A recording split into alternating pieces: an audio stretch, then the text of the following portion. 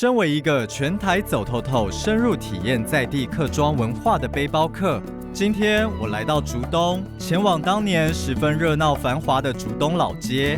阿爸，你刚刚说这条老街以前很热闹，那以前是怎么样的热闹啊？那一间理发店那个也是那个杂货店。傍晚的时候，山上的人会挑那个茶叶下来，就买东西回去。阿爸，你刚刚有说那个旅社啊，旅社是这一家哦，就是这一间哦。哦，所以它是有1、2楼。都是一样。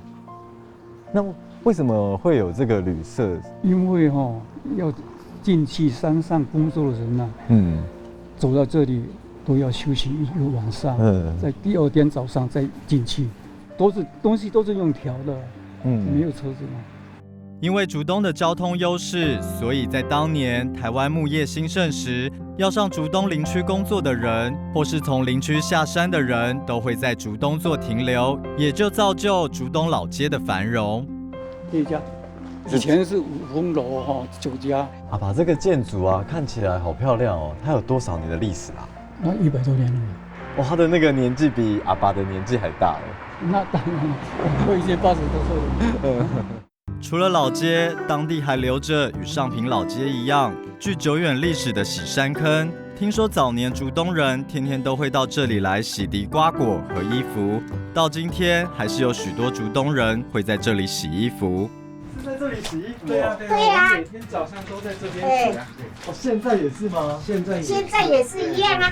通常来这里是不是就是大家都会互相聊天啊？对呀，会啊。那今天你早上要干嘛啊？你要去街上是吧？我想要买什么，你看我托你买。然后帮忙一下。洗衣服是我们早上起来一定就是先做是洗衣服，洗好给它晒了就会干了。因为怕太阳的关系，还有一方面以前的人不是说有几套衣服，你今天穿，明天又穿别套这样子，以前的人没有那么好。上坪老街见证了竹东的发展。